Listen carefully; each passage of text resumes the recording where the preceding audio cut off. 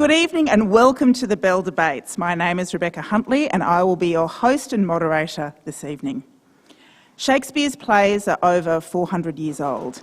In Western society, we consider these stories to be ancient, and yet First Nations people in Australia have been storytelling on this land for more than 60,000 years. I would like to acknowledge the traditional custodians of the land on which we gather today, the Gadigal people of the Eora Nation, and pay our respects to their elders, past and present. Tonight is a celebration of Bell Shakespeare's 30th anniversary.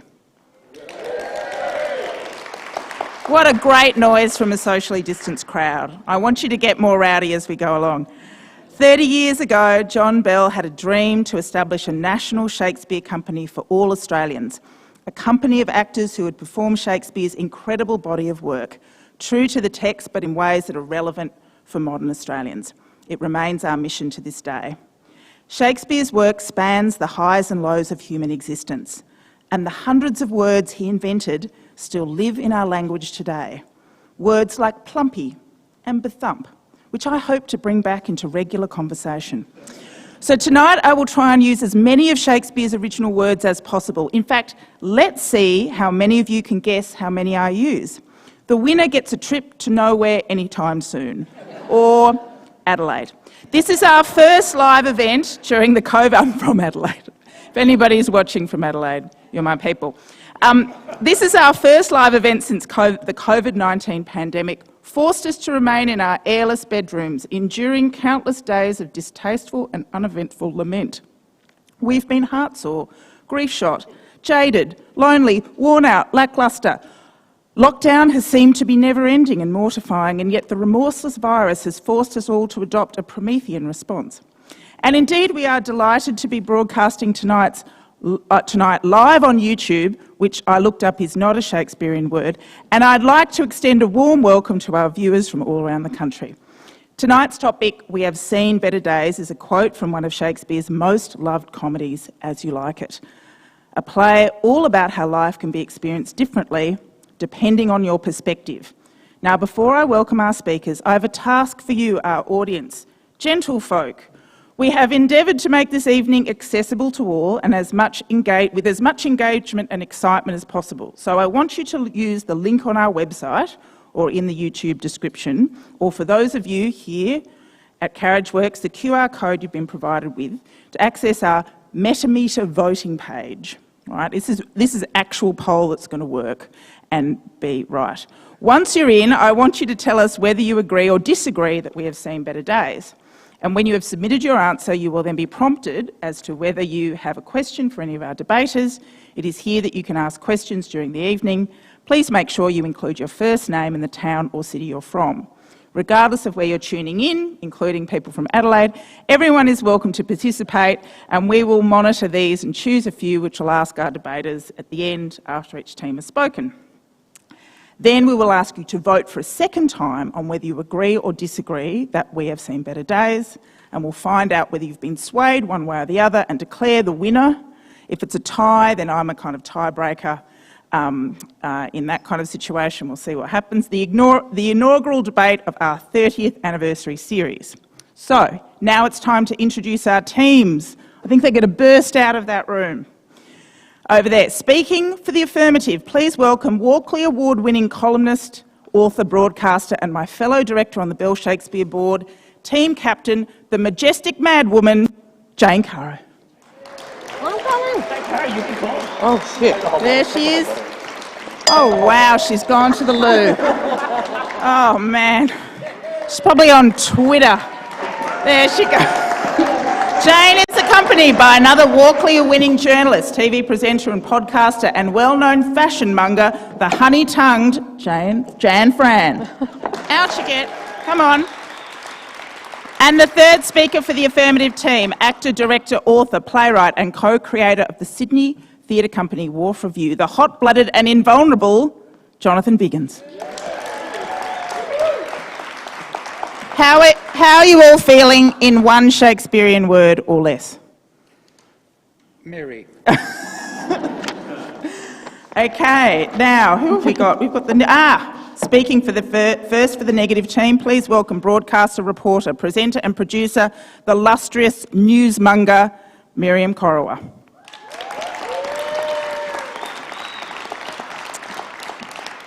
Second speaker, Deputy Lord Mayor of the City of Sydney, curator and author of the recently released Glimpses of Utopia, the rose-cheeked, rose-lipped, successful and savage, Jess Scully. And finally, we've got author, broadcaster, creator of the award-winning SBS series, The Family Law, and team captain, the nimble-footed and obscene, Benjamin Law. I'll take that, thank you. How's the negative team feeling in one Shakespearean word or less? Oh, they're asking a question. Oh, is that a question? Yeah, it is a question for you. How are you feeling? In one Shakespearean word or less. Give me a Shakespearean word to describe how you're feeling. Oh my God, I feel very put on the spot. Okay. Munted doesn't appear in Shakespeare, does it? It doesn't. Okay, speakers, you will have 6 minutes each and you will hear a warning bell at 5 minutes, and I'm really looking forward to cracking that out. Don't be alarmed by our COVID safety marshal, who will wipe down the podium with antibacterial wipes between each speaker twice. For Benjamin Law, he's a spitter, I know. The aim is to educate, to champion, to humour, to out-talk and to overpower your opponents. But hey, nonny, not to... I don't think he ever said that, but anyway. Not to rant, to squabble, to castigate or to besmirch your fellow debaters. Can I welcome to the podium Jane Caro.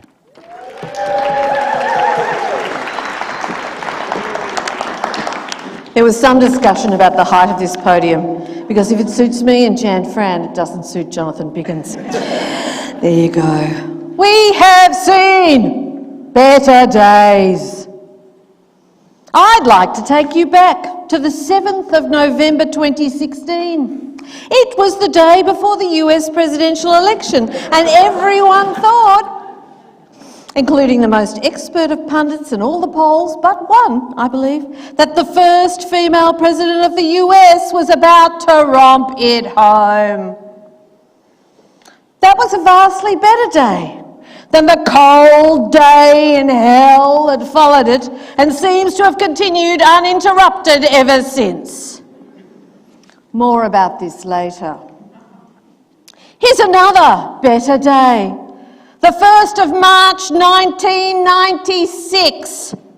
That was the day before Pauline Hanson was first elected to the Australian Parliament as an independent. What a glorious day. Then there were the days between the 11th of November 1975 and the 11th of March 1983 when Australians like me thought Malcolm Fraser was the most right-wing bastard leader we were ever going to have. Oh, if only we could get those bad days back again. And what about the gun buyback decisions made by John Howard and his cabinet on the 6th of May 1996?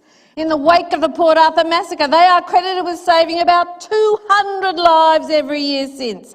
That has to be one of our best days ever, particularly for the 4,800 of us who are still alive, which could include me or any of you.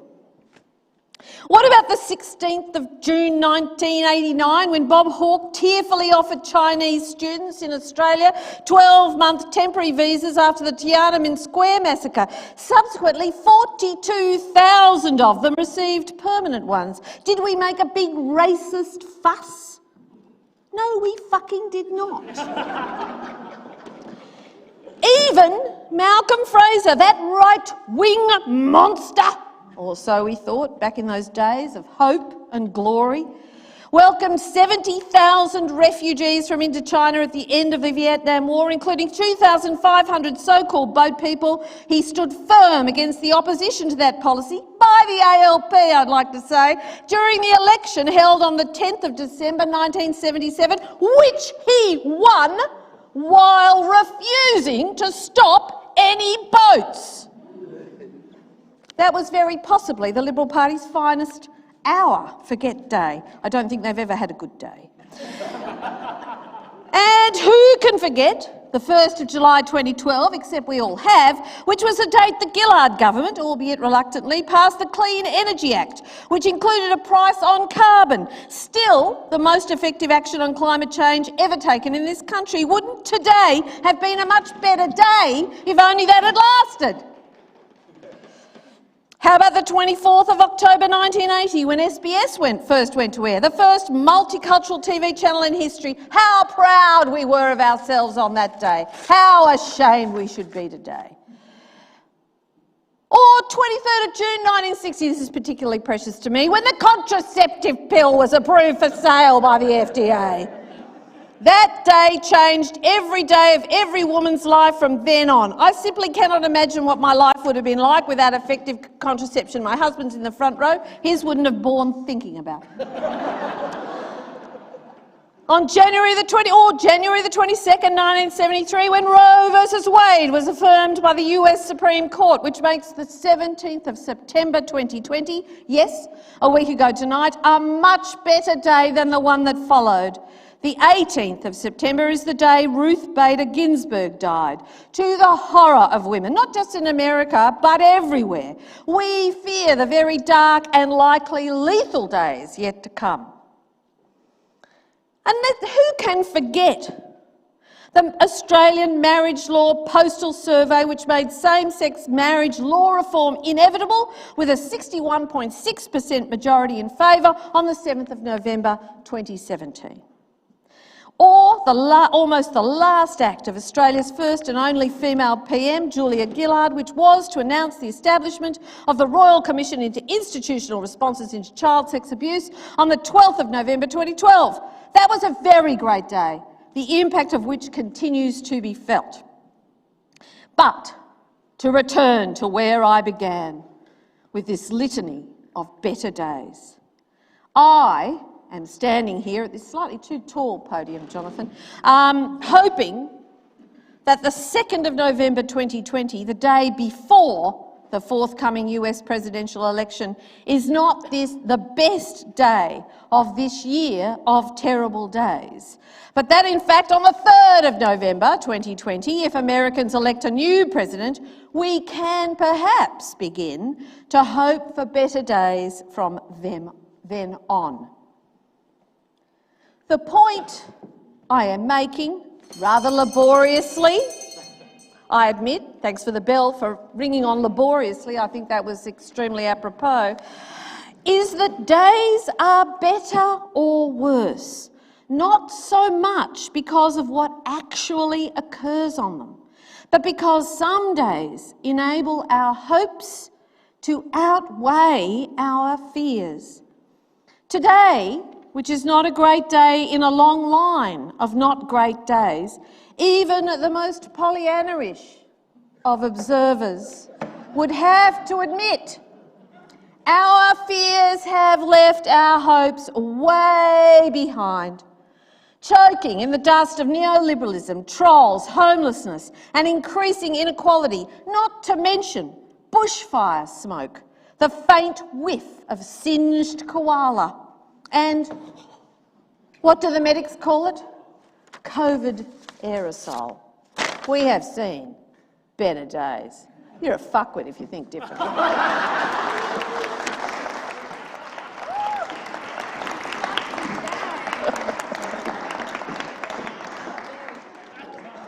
I rest my case.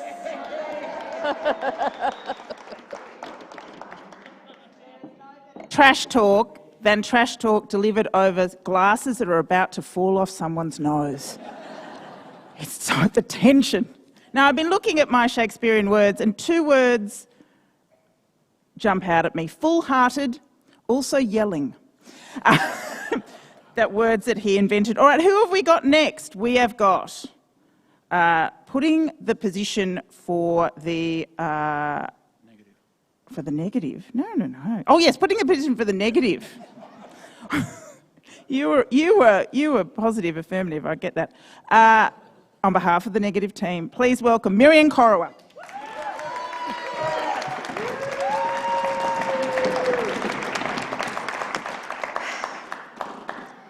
Tonight, we gather here in person and online on Gadigal land, a land steeped in ceremony and home to a people who have borne witness to the vast and varying cycles of life in which generations beyond count have both flourished and withstood, and remain a powerful presence among us today.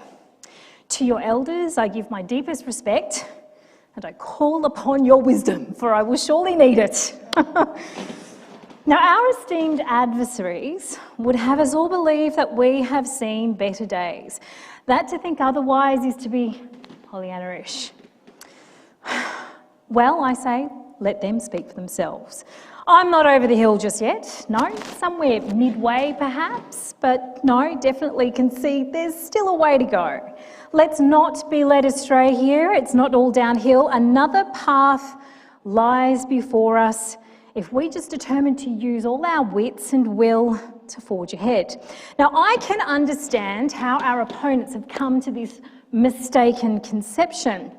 I really do, because, and I have a confession to make here, it's all my fault. Yes, I stand here ready to declare my part in this miserable, but not altogether unsalvageable state of affairs.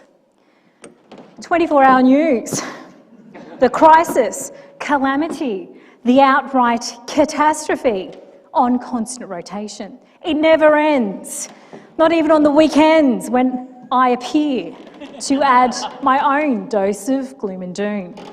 And that's before we even get to Donald Trump's Twitter feed. That on any given day at POTUS is a leading headline still sets my head spinning. What would the beloved bard make of our obsessive tweeting? Much ado about nothing, methinks. Well, I digress. Well, you might think that we have seen better days, but I tell you, if it weren't for those gorgeous videos of baby pandas that give us just 20 seconds or so of joyful play in our news bulletins once or twice a year, I would fear for my own peace of mind too. But imagine this. What was life like just 80 years ago, 1940? The world was in the grip of World War II. Leading scientific minds were devoted to devising weapons of unimaginable destructive power. True evil was being carried out in a final solution to kill an entire people, the Jewish people. Segregation existed in many parts of the world, including here in Australia, albeit in a different guise to that which was practiced in the southern states of the US and South Africa. Women suffered discrimination, were only just beginning to get a taste of the freedom that could be found in creating their own careers in the gap left by men who went away to war. For my grandparents, these were not better days. Even the very language that was my grandmother's birthright was something to be silenced for fear of bringing shame. One more dispossession layered atop so many others. And what of my mother's generation? She was 17 in 1967 when the referendum asked the nation whether we would vote yes or no in recognising Australia's First Nations. Was this the best she could hope for? It was an improvement, but I can assure you it was only the start of a fight for something better. A fight that remains as fierce today, though it has not been without sacrifice and pain. It has exacted a toll on her health, but thankfully, the marvels of modern medicine means she is beating the odds. Yes, I say, give me the latest cutting-edge healthcare over your better days of yesteryear. And I think of those who've come before, people ripped from their homelands, enduring the most desperate of circumstances, and yet here I stand today, a living, breathing example that better days lie ahead. Okay, well that bit might be a little conceited, perhaps. Okay, I get that.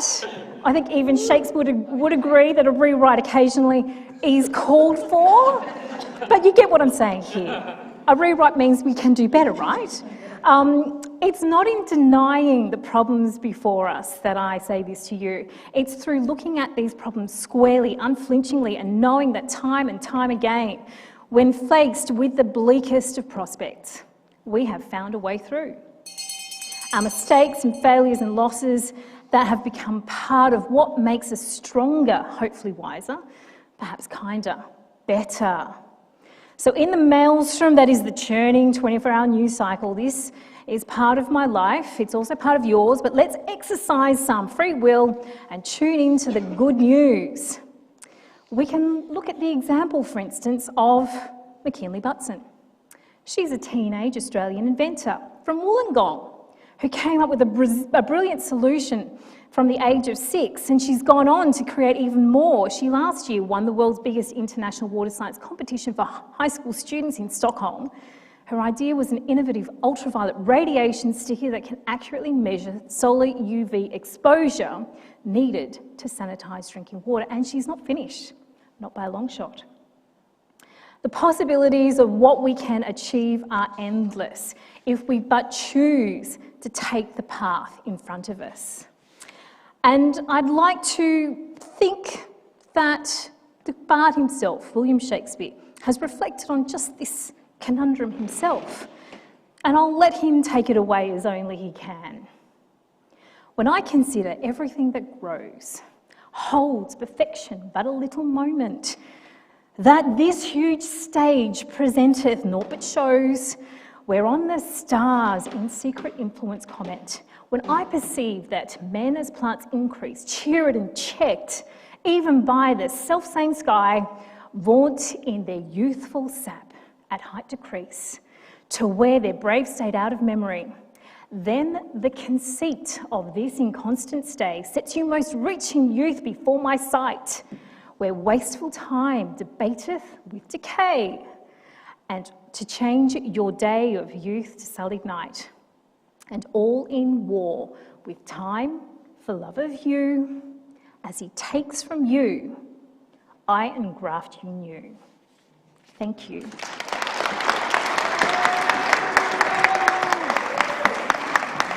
Oh, Miriam, that was a extraordinarily well-read ode to optimism. Now, I would be running out of Shakespearean words, but I only wrote down about 100 of them. Okay, so who have we got next? Second speaker for our affirmative team, Jan Fran. Now, I think if Shakespeare was on Instagram, he'd be following you. You wouldn't be following him, he'd be following you. Jan Fran.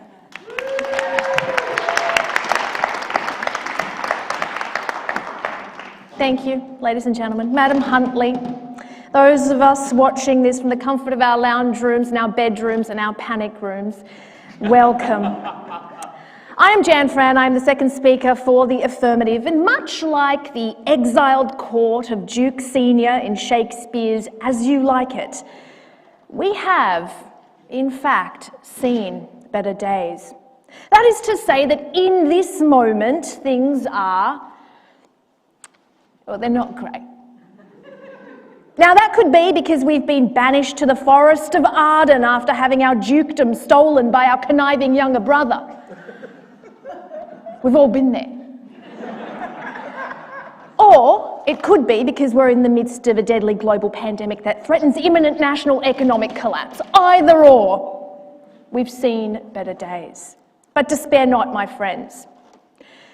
Before I get to that, I really should correct some of the misleading points made by the opposition, but I couldn't understand that last bit in your speech, so...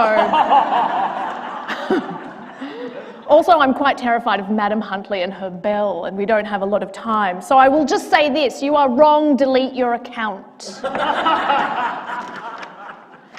Ladies and gentlemen, not only have we seen better days, I would argue that everyone has seen better days, except perhaps for Jeff Bezos, who, in the time that it takes for me to make this speech, will have made enough money to buy every pair of tailored grey slacks in Benjamin Law's wardrobe.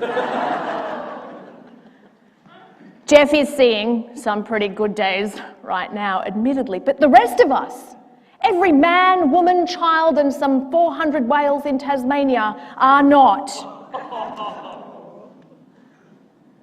It's dire. We've seen better days.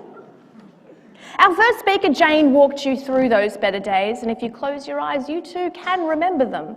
Remember when Harvey Weinstein wasn't a verb? Or born? Remember when Mark Latham was a promising Labor leader and not a bloated scarecrow who spends his time burning effigies of the Law siblings in a Red Rooster car park? Remember when we didn't lock up refugees on island prisons? The days were better then. Now, I grant you, perhaps this is true of all times. You know, we do tend to look at the past with a certain nostalgia, don't we? But if you're remembering the past in a pinky hue, it's not because you're looking at it through rose-tinted glasses. No, it's because the country was on fire, and that's just what the sky looked like for 5 weeks. Who would have thought that the 11 million hectares of Australian bushland going up in flames wasn't the worst calamity that 2020 had to offer? Who would have thought that as we entered the first circle of Dutton's Inferno, that we were, in fact, living the better days? Friends, I don't want to be a pessimist, but when it comes to climate change, today is worse than yesterday. And my great fear will be that tomorrow is worse than today, because we have a Prime Minister who, instead of looking at the science, prefers to take his advice from God and God's one true son, Lachlan.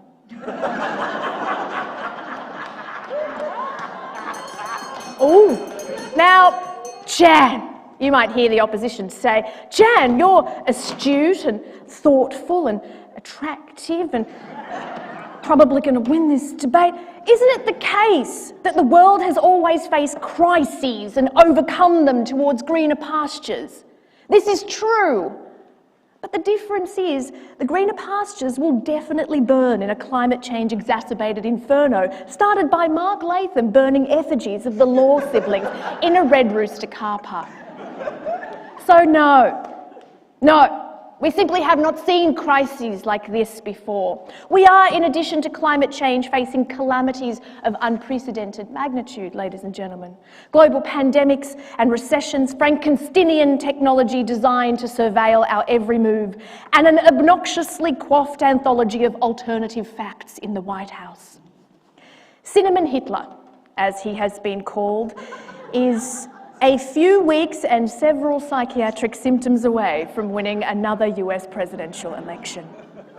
Ladies and gentlemen, we have in this time, on a global scale, unequivocally seen better days. And when I look at the state of the world now, I am reminded of another Shakespearean quote that I read on the back of a tampon packet once. As the meddling fairy Puck in A Midsummer Night's Dream says to his King Oberon, Lord, what fools these mortals be. It sounds grim, but I did say, you'll remember, do not despair. Let us look to Duke Senior, traipsing around the forest on his lonesome without a noble title, acknowledging that he has fallen on hard times. Duke Senior still finds tongues in trees, books in the running brooks, sermons in stones, and good in everything. Our Duke, despite having seen a better day yesterday, chooses also to see a better day tomorrow. Let us all be like Duke Senior. Although, to be fair, I haven't actually read the play, so let's hope he doesn't commit a crime somewhere in the middle there. Let us be like Duke Senior and recognise that we have seen better days and that we will see better days again. Thank you.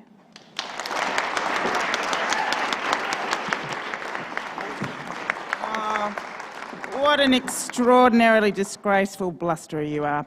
I've only got a few left. Now, who have we got? Oh, we've got the extraordinary Jess Scully here next. There's a lot to live up to here, Jess. Come to the podium and tell us why. What are you arguing? Sorry again. So I've had too many champagnes and I'm spending too much time on Tinder, and there's a lot of men who've seen better days on that app. Sorry, apologies. Keep going. Thank you, Ms. Huntley. And I'm proud to be here as Team rose-coloured glasses, because you know what? As Miriam made abundantly clear, there's a very good reason why Marty McFly wasn't Manuela de Sanchez, right? If you're a person of colour, a First Nations person, someone with a disability, a woman, someone who's an LGBTQI identifying person, or basically anyone who's not a straight, white, Western male, there is no way you are jumping into the DeLorean with the doc anytime soon. For about 95% of us, this is as good as it has ever been. We have not seen better days.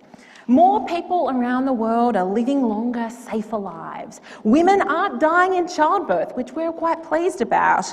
Literacy is expanding, and more of us who've been excluded for most of history are more likely to have a vote, a voice, a bank account. Life can be tougher than ever before in history. Now, Miriam introduced us to just a few of those new champions who are bringing the world new solutions. And yeah, we need them right now.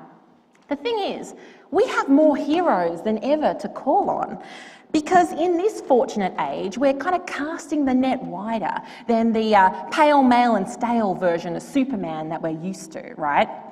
Now, sure, it's true. We still have inequality. We still have bad policy to deal with. That's absolutely true. But every single person in this room, we won the lottery just by being born here and now. Though you wouldn't know it from listening to Jane and Jan, would you? Jan, that was very specific, wasn't it? What a tear-stained filofax you must have, babe. Just guessing, right? Jan, those stranded whales, they were trying to get away from news about Mark Latham. And you couldn't respect their dying wishes? What are you, Mitch McConnell? Yeah.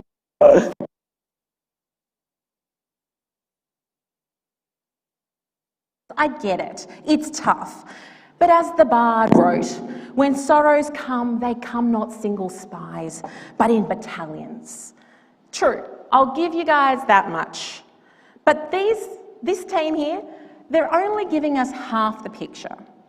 We have not seen better days to fix the problems we have before us. Here's why. The political concept describes the spectrum of socially acceptable policies. COVID and the recovery have thrown that window wide open. Ideas that were once too radical for Jane's University Socialist Club are now being implemented by parties of all political stripes all over the world. Just this year, for a few months in Australia, childcare was free. Do you remember that? Right? As it should be all the time. In the Canadian province of British Columbia, every casualised aged care worker became a full-time employee of the state overnight. And suddenly, the working conditions and care conditions of thousands of people were improved. And thousands of lives were saved in the process. Spain launched a universal basic income, a fantasy of that socialist book club. And it's actually going to become a permanent policy. Now, history shows us that a crisis is often the catalyst for positive social change. Actually, big, bold shifts only happen when the proverbial hits the fan. Let me take you back. Well, quite far back for some of us. In the 1930s, the United States was hit by an ecological crisis, the Dust Bowl, and If America looks like a mess now, back then, unemployment was over 20%. It's 8.5% now. And 2.5 million people migrated out of the Dust Bowl states with just the clothes on their back. FDR's New Deal tackled a national tragedy with creativity, an ambitious policy agenda to create work, elevate living conditions, and expand access to culture and nature for everyone. It delivered labour laws and financial regulation, major public infrastructure, arts and cultural facilities, pretty much the only arts and cultural facilities they still have, national parks and 3 billion trees. The New Deal saved America and it set it up for decades of prosperity. Across the pond after the Second World War, Britain was reeling, even though, they won. But the home front was in ruin. There was food rationing, a housing shortage, and tuberculosis death rates were spiralling. But the National Health Service was born from that crisis. And in the decades since, free universal healthcare has saved countless lives, including during this pandemic. Now, history shows us that we can go from rock bottom to recovery using environmental and social justice. And now's the time. 2020 is our moment for the next generation of future-shaping ideas. There's plenty to choose from, like the sustainability game changer that is the Green New Deal, the social leveller of universal basic services. I found so many of them that I wrote a book about it. We have the solutions and we have the urgency. We have not seen better days for transformative change. Yet I can see the cynical amongst you, mostly in the front row. We don't have leaders like those anymore, you say. Well, look, as an elected representative, mea culpa. I must apologise for most of today's so-called leaders. Yes, there is a plentiful lack of wit in politicians, but politics won't stop us. Here's why. There are citizen-led transformations underway right now all over the world. There are citizens' assemblies coming together who are taking the politics out of climate action in places like the UK and France, and they're forcing politicians to catch up. In France, 150 ordinary citizens were conscripted by text message this year, and they were selected at random to rewrite French climate policy. They got the facts and they came to some really courageous positions. They've demanded that France change its constitution so that the first article of the French constitution guarantees the preservation of biodiversity, the environment, and the fight against climate change. Now, Shakespeare wrote, "It's not in the stars to hold our destiny, but in ourselves." And that's what these new approaches to politics offer us, people power over policy choices. We can be the leaders we want to see in the world. We have not seen better days than this. There has never been a better time to save the world. Thank you.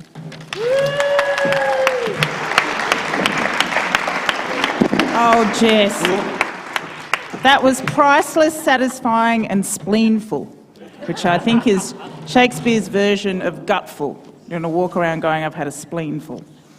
Now, we've got, I'm looking forward to this, the finisher, the final thrust of the affirmative team, Jonathan Biggins.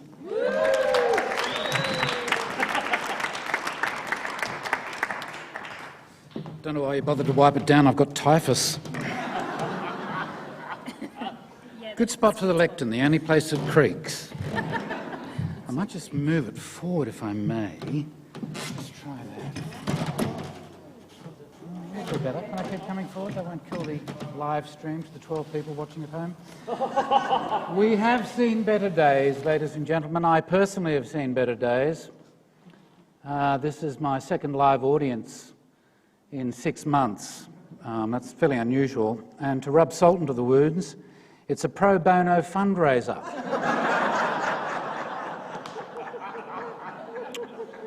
I don't think I'm alone. I think you've seen better days. You're actually here watching it. Voluntarily. But, yeah, I think, and look at us. I mean, we look like we're on detention. Either that or year 12 at Shaw. I've seen better days. I mean, it's ridiculous. You can have 10,000 people at the football, you can have a scrum, but you can't have a debating team that can sit together. That's because the country is run by Philistines. And saying that is a slap in the face to Philistines. I mean, the last time Scott Morrison was in a theatre was when he had his tonsils out. Such is the nature of the times we have come to witness, ladies and gentlemen. I've seen better days. Yes, I know, I'm on the scrap heap, I'm on the way out. There's been the jokes about the token white male in the room. Yes, I've seen better days. I'm happy to say it. Thus, the whirligig of time brings in his revenges. That's from Shakespeare. I spent 10 minutes on Wikipedia before I got here. What else have I got? I've got well shone moon. Now is the winter of our discontent. Not entirely relevant, but at least I've made some kind of effort. I'm actually stalling for time, as you may have seen, because normally at this point in a debate I would be finding the holes in the line of argument from the negative team, but I'm struggling to find the line of argument. Let alone the holes. I mean, holes by their very definition have something either side of them. We started with and I think, you know, obviously, yes, but there are better days ahead. There may have been better days in the past. There may have been worse days in the past, but that does not necessarily refute the argument that we have all, as a whole, seen better days. The Gadigal people, yes, there have been extraordinary advances in the rights of Indigenous people. But dare I suggest for the Indigenous people, a better day might have been January the 25th, 1788.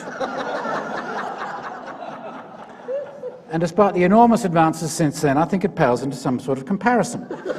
We've had a few jokes about tweeting and the internet, social media, the 24-hour news cycle, 20-second videos about pandas as the things that keep us going. Personally, I'd rather have the pandas than 20-second videos of the last one kept in captivity in a Chinese zoo. I'd rather see real polar bears rather than ones clinging to an ice cube as the Arctic melts. World War II. Oh yes, we have seen worse days, absolutely. World War II. Terrible time. Terrible time for the world. But so what? That doesn't necessarily mean that the times are any better now. And the thing about the nature of progress, as it incrementally speeds up, not even incrementally, exponentially speeds up, the time for recovery is becoming less and less. The windows for these miraculous cures are becoming smaller and smaller.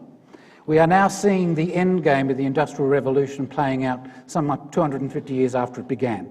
It's catastrophic climate change, and that is going to be happening. We found a way through, the first speaker said, and we can find a way through again. I'm not so sure. If we learn one thing from history, it is that we learn nothing from history. I thought I'd made that up, but it turned out I hadn't. Someone else had said that. The first speaker said, if we but choose to take the path, and there is the conundrum, ladies and gentlemen. That is the conundrum. If we should choose to take the path. We rarely choose to take the path. We inevitably choose the wrong path, and we are firmly set upon the wrong path now. The first speaker ended with a quote that, well, kind of reinforced the fact that Shakespeare is largely incomprehensible. But I'm sure the spirit was there. Now, second speaker mentioned that this is a great time for minorities, that there have been extraordinary advances for all sorts of minority groups, different gender identifications, racial groups, ethnic groups, LGBTQI, etc. Absolutely, absolutely.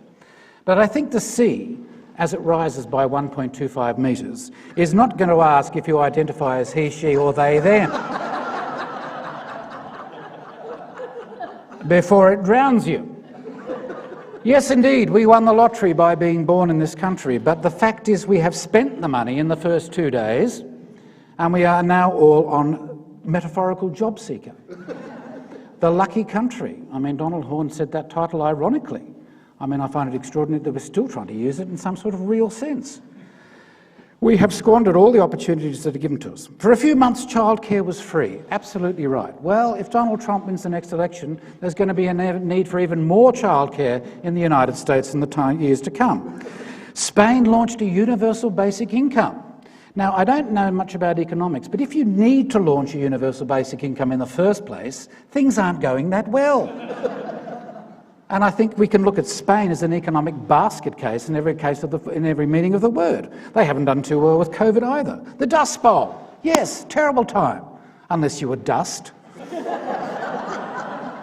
Franklin D. Roosevelt, the New Deal, brilliant. Labour laws, all the progress in unions, a fair day's pay for a fair day's work. Just go out and find the nearest Deliveroo rider and see what he thinks about the New Deal.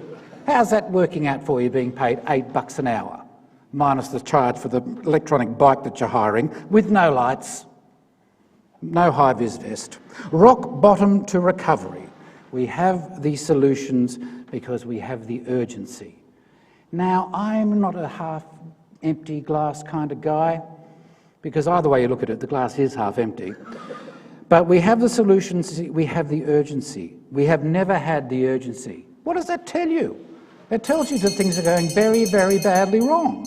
And I don't think, as I said, there is the opportunity for the world to find solutions to these problems. But we have citizen-led initiatives that are going to bypass politics. Now, I ask you, are they the citizens who believe in science, or are they the citizens who believe that the world is run by pedophiles in tunnels under Washington? Because that is what the most, unfortunately, the irony of the internet connecting us all, informing us, giving us citizens' journalism, finding a way to an objective truth. It's done the reverse. There is no such thing as truth anymore. Postmodernism has won its final victory. We can't even say with any certainty, when half the population of America in a recent survey weren't even aware that there'd been a Holocaust in the Second World War. What kind of reason for optimism would that give you? There has never been a better time to save the world. Well, the world shouldn't need saving. That is the final proof that we have seen better days. If someone finds a need to save the world, it means that something is going wrong. Thank you for that, Bill. I will end now. I'm going to hand over to Benjamin. We always know he's fond of having the last word. So knock yourself out, because our victory will be Pyrrhic at best, ladies and gentlemen. It'll be hollow comfort to know that we have had better days. So there, the affirmative, well, not so much rests. I don't think anyone with a conscience can rest now, these days. So the affirmative will just go for a unrewarding and interrupted nap. Thank you very much.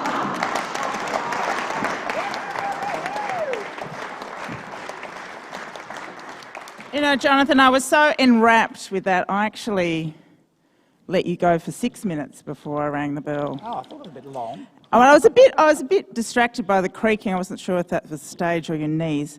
Now, we go, it says here, now last but not least, but if you know him, he is least. The final speaker of the negative team, Benjamin Law.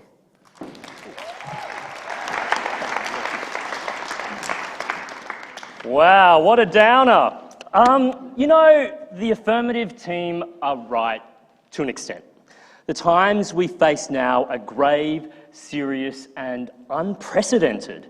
Jane is right when she said it would have been better if Hillary Clinton won the election and we didn't have a sentient, racist, sexist, radioactive orange turd as president. Jan's right when she says we are in the midst of a global pandemic and economic crisis. She is also correct when she says Mark Latham hates me very, very much.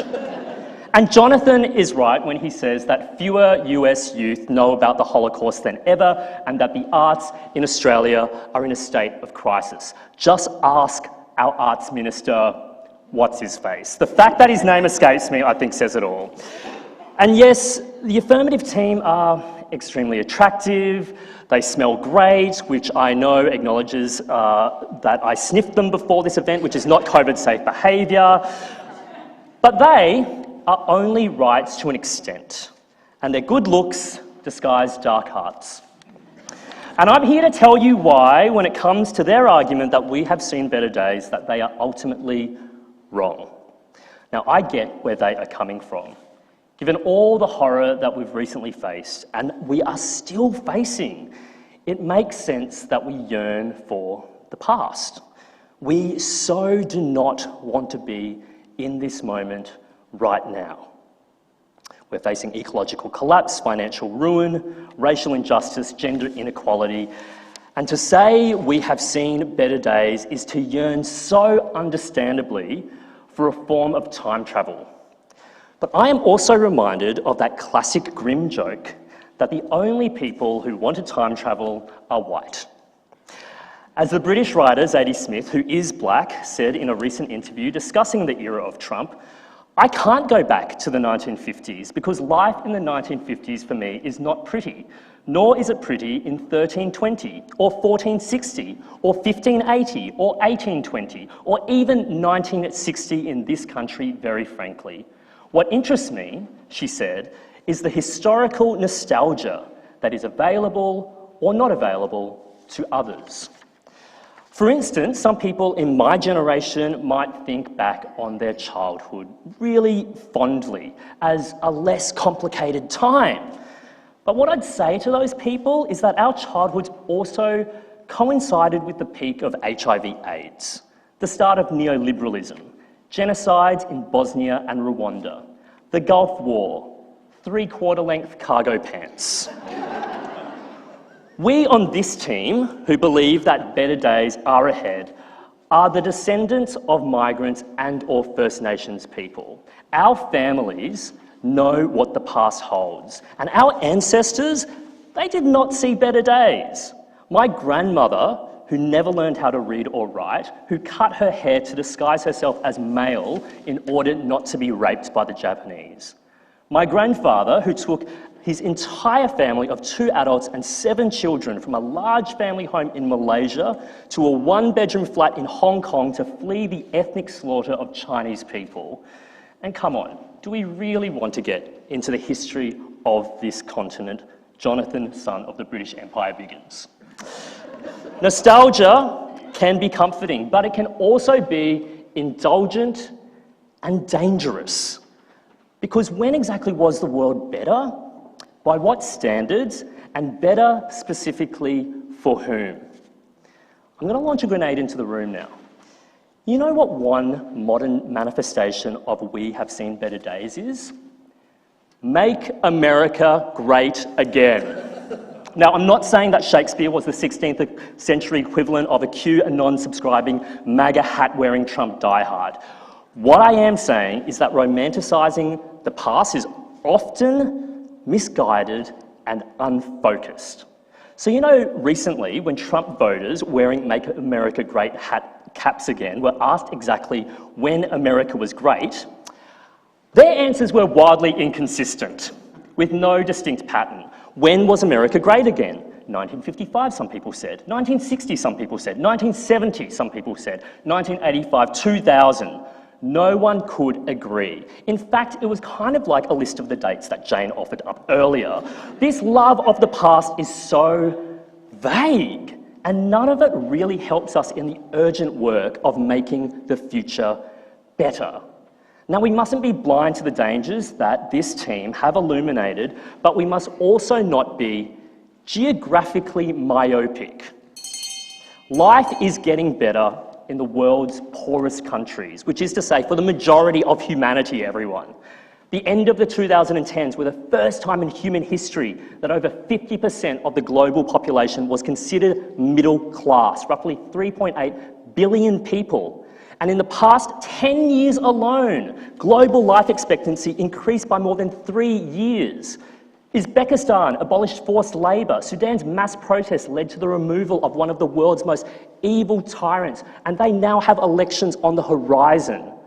Do we see this on the news cycle? Not necessarily, because progress towards a better world is often inconspicuous, slow, and it's hard-won.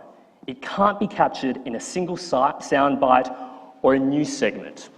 But that does not mean that it's not happening. So yes, the world is an absolute bin fire in some ways, and every day I read a news item that makes me want to walk slowly and determinedly into the sea. US political corruption, coronavirus, Arctic ice caps melting, basically anything Peter Dutton does ever. But there's also hope too. As Miriam says, another path lies before us and we must work towards paving it.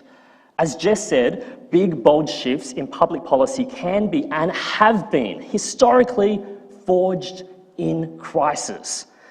And if you're still feeling blue, upset and depressed, just remember that the other day, Miranda Devine had to pay $200,000 in damages for some racist shit she said on Twitter. And that is so beautiful.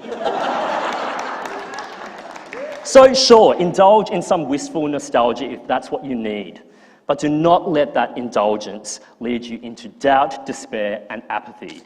As Shakespeare once wrote, and I got this off a Goodreads quote, "Our doubts are traitors and make us lose the good we oft might win by fearing to attempt. To believe we have seen better days is not only untrue, but it's not an option for 2020 when the stakes are so high. A better future is ahead because we will make it so. So let's roll up our sleeves and get to work.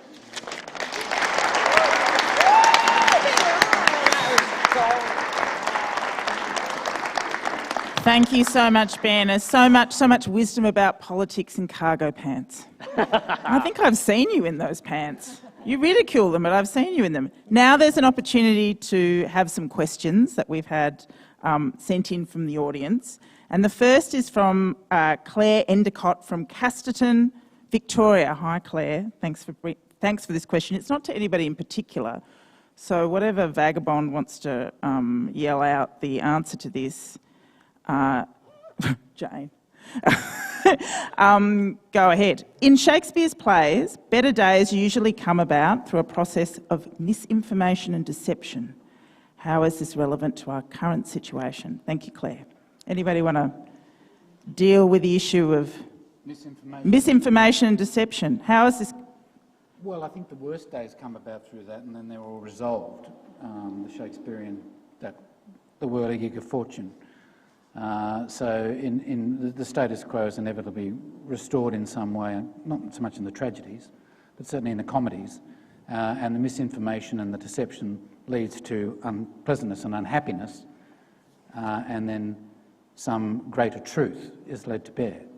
And how does that relate to this current situation we're in? Well, QAnon is the state of deception, and hopefully some lord or duke will come in and say, no, it's all wrong. You can all get married now. Oh, okay. Excellent solution. It'll be I would just offer 2 words: spin doctors. Yeah. Weren't you a spin doctor? Yeah, absolutely. Yeah, absolutely, yeah. That's why I know how evil that is. I was worse. I was a researcher. So That's right, you I'm fed us. That's right. I'm the person that gets Satan their cigarettes. Yeah. I'm not even Satan. I'm Satan's lackey. Do you have anything to say in response to this? Come on, have a go. You know, I would almost want to say that that team would see us as deluded, so hopeful, right? But I do think that delusion is adjacent to optimism and hope, which is what's actually needed. And in Shakespeare's plays, I often think that actually misinformation is not necessarily what lands people to their ultimate happiness, by the way. It's actually working through the misinformation to find each other and to find some form of emotional, if not real, truth. You know, we actually have to battle through the misinformation to find each other and our true love, our true purpose, all of those things. So misinformation is a thing that gets in the way, that is currently getting in the way of our moment towards finding the truth. QAnon, all the conspiracy theories that are completely getting in the way of the truth about vaccinations, about the fact that we're not run by lizard people. You know, that is a huge thing that we need to overcome together. But Shakespeare also shows that there is a way forward, you know, through actually communication, through understanding, and through truth-telling. Until you get to Hamlet. Did you do well in the HSC in English? I was in Queensland, we didn't have the HSC. I'm beyond and above the HSC. Yeah, I can believe you didn't have the HSC in Queensland. We didn't have fluoride for a long time either. Okay, oh yes, go ahead, yes. Well, here's an interesting point. The tragedies, they don't get through it. The tragedies do not rise above misinformation. King Lear, Othello, and the parable seems to be that if you can't rise above misinformation, the results are tragic. Well, that's true now, equally. Did you do well in the HSC as well? No, I didn't actually, funnily enough. Did they have Spent the so much time HSC? debating. Okay, we've got another question here from Anonymous. What do you think is the shittiest day of 2020? It's not over yet. No, She's just asking for trouble. But so far, the shittiest day of 20, you get lots of dates in your little... I reckon that actually the saddest day so far was the death of Ruth Bader Ginsburg right now. I think that's a seriously scary moment because it looks like the Republicans are going to nominate some evangelical, anti-abortion, terrifying lifetime. They'll pick a 12-year-old probably, so they'll last forever, which is really scary. That's really awful, but I think we're facing our worst day, and I referred to it in my speech, and that is the American election, because my view is, frankly, that if Trump wins that election or refuses to leave or, you know, all the things they're talking about, all bets are off. People say democracy's in danger as if it's only in danger in the States. Don't kid yourself. It's in danger everywhere. It's in danger here. He wins, every right-wing nutjob will crawl out of a rock and be emboldened. We are facing serious times.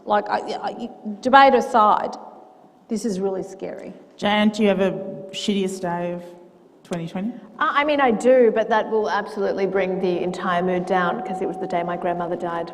Oh. Yeah, that was a shit day. It was the shittiest day in 2020. But I will say that there's also something very grounding about that happening, because it happened sort of in the midst of all of this craziness that was going on with the US and with coronavirus, and we were staring down the barrel of a recession and no one knew what was happening. And it sort of just seemed to solidify all that in this kind of moment. I always like to say that in the darkness things get very bright and you see a lot clearer. And it just kind of brought home, I think, what really does matter in the end. I know it's a bit saccharine to say that, but I think when you go through an experience like that, it really sort of drums it home. Yes, go ahead, Jess. Yeah, right. Look, my baby turned 1 on Saturday, right? That is a wonderful day. And humans just overcome. That's what we do. If we, sitting in this room, fully clothed and fed, think that we've had it the toughest of any humans in history, we're all deluded, especially you guys. We're doing really well, guys. We can get through this. We can tell each other about it. And we've got them written down and we can actually read them. 86% of people around the world can actually read these days. We're in tough times, but humans have always got through tough times, and we've got more resources and skills and connections at our disposal to get through them now than we ever have before. And you know what? For the next generation, they're going to be even more resilient and equipped than ever, because they've come up through this and they're going to build a future to live in, because humans have always done it. Yeah. They say that about us boomers, and now what do we get? Okay, boomer. May I suggest you wait till your child's 8 and then see how resilient they are? Or Wow, 15. that is like a Sleeping Beauty stepmother curse. Thank you so much. That's all right. Jess has certainly had seen better days and better microphones. I'm sorry, there's some reason I don't know what's happening. I want to get Miriam in here. What do you think has been the shittiest day of 2020? Look, I know I'm cheering for, better days ahead and what have you, but for me, I think just personally one of the shittiest days was honestly seeing that video of George Floyd. 8 minutes and 48 seconds. I'm sorry, I'm still emotional about it. It's a terrible thing. I'm not going to deny it. There is pain and hardship all over the world. And yet, I still believe we have to know what's going on to do anything about what's going on. So I'm going to follow up with another question just to you, Miriam, from another anonymous person who says, how do we make the days better from here? How do we make the days better from here? That's I'm sorry, another question. I'm a little bit deaf. How do we make the days better from here?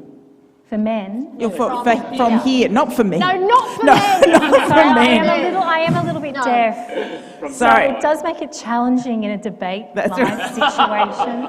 So we had another question from anonymous, perhaps yes. the same anonymous. How do we make the days better from this point on? How do we make No, the I'm days... going to ask Miriam, and then we said not for men. No. Better... We said not for men. We'll get to you, It makes a huge worry. difference when you actually hear what people are saying, and I think that actually could say a lot about the world today as well if we all start hearing one another. We've had questions around misinformation. There is a lot that makes just getting through every day really difficult. For me personally, you have to hold on to what is true, to what you know is true. You have to hold on to, people who have meaning in your life. Subscribing just to Googling, random conspiracy theories is not going to produce a better day. Okay, we've got to drill back to what is real, to what we believe in, to having a conversation with people, to opening up our ears, opening up our eyes. You know, it's not living a fantasist Pollyanna existence.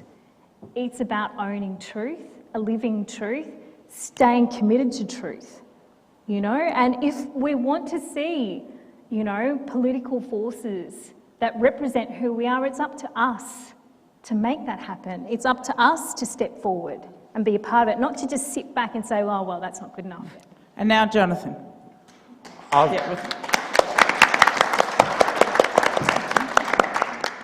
I was just going to say, I think daylight saving cheers things up a bit, but maybe not. Is that it? Is that actually... Well, I didn't get to say my worst day. Oh, no, tell us your worst day. Well, I was The going to day say... before daylight saving, is that what it is? No, I was going to say when they cut the JobKeeper down to $1,200 a week, but next to your grandmother dying, it's not really a Really bad day. is not. I'm waiting for the votes to come in. Oh, really? We've got them. No hanging Chad? We don't have to go to the Supreme Court. Excellent. So we've collected your votes. It's been fantastic to be a host tonight. A big round of applause for all of these extraordinary performers. And I just want to say, whether you've been here in person or online, I want to thank all the people who generously support Bell Shakespeare. We need it now more than ever. And want to say a special thank you to you. Afterwards, Fran will kiss you. No tongue. No, I won't. We didn't tell you about that, did we? Sorry. It's a challenging time for the performing arts, and I can assure you all donations, no matter how large or small, make a huge difference to what we're able to achieve. If you'd like to learn more about what we do, there's some handouts on your chair. You can see everything we do on the website, whether it's main stage work, schools, juvenile justice centres, regional and remote communities. Please keep in touch with what we do and continue to support us. And now to announce the winner of the inaugural, intake of breath, and the inaugural debate in the 2020 Bell Debate Series, and to officially close proceedings, it's my pleasure to invite Bell Shakespeare's Artistic Director, Mr. Pete Evans.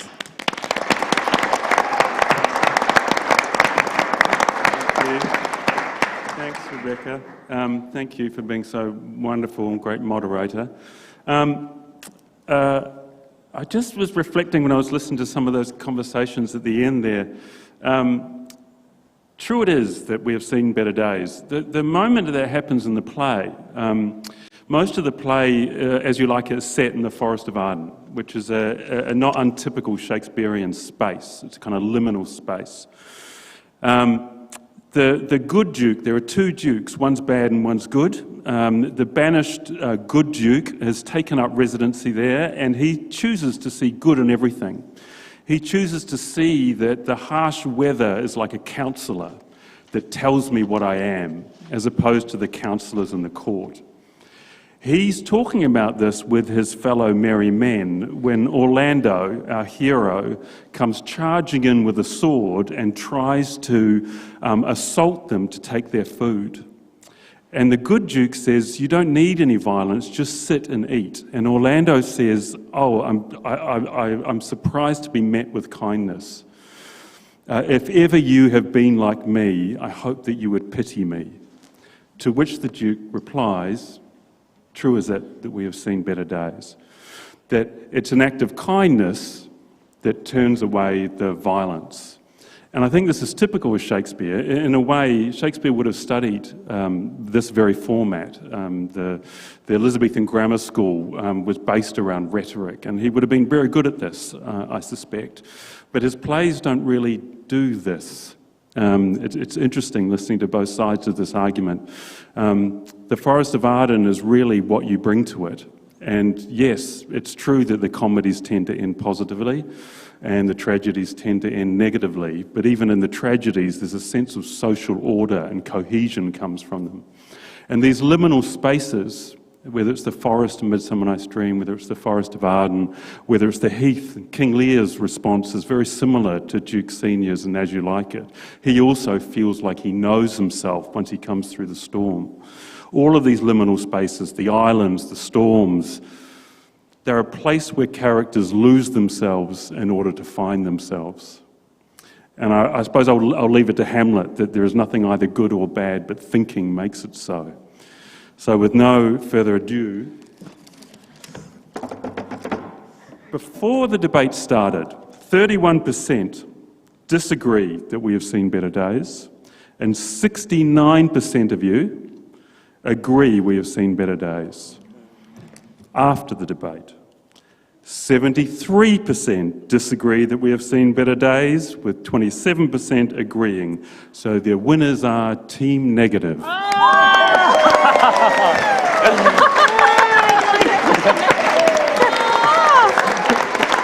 Thank you. Benjamin, is there anything gracious that you could say in this moment? I just want to thank you all because so many of you here tonight and watching at home changed your minds. And that's a really difficult thing to do, especially in 2020 when the world is so tribalized, the conversation is so us versus them. To be able to actually shift and come onto the side of optimism, because I also have to say that stepping into the debate, I started on that side. You know, I'm like, this is a horrific year. This is a horrific era in which we find ourselves. But looking at the span of time and looking at what people like Ruth Bader Ginsburg actually stood for, they were in it for the long haul, and we need to be in it for the long haul too. So thank you for coming along that ride. Can I thank you all, our wonderful debaters, and Rebecca for what has been an incredibly stimulating night. Thank you so much. I think we have some. Prizes. Prizes for everyone. That's not Shakespeare. That's just prizes for everyone. And could I also, while I'm thinking, because a few really important people I need to thank on behalf of Bell Shakespeare. We have a lot of partners who look after us. And can I just run through that? I want to thank Foxtel, Latrobe Financial, West Farmers Arts, Teachers Mutual Bank, the Nielsen Foundation, Crown Resorts and Packer Family, KWM, EY, University of Sydney, Special Tea, Sofitel Wentworth. I know there's a lot of people in that hotel watching us tonight. And then obviously in the room tonight, we've had Low Key, who've been helping us do the stream, Fresh, which has provided the cheese and biscuits. Those of you at home, you missed out. It was very nice. Tyrrell's Wines, you at home, you missed out. Dr. Lisa Cooper and, of course, Archie Rose, who, make gin. Thank you. Thanks for being here. It's so nice seeing you all in 3 dimensions. And thank you, everybody. Good night. Yay! Yay! Roses for everyone. Well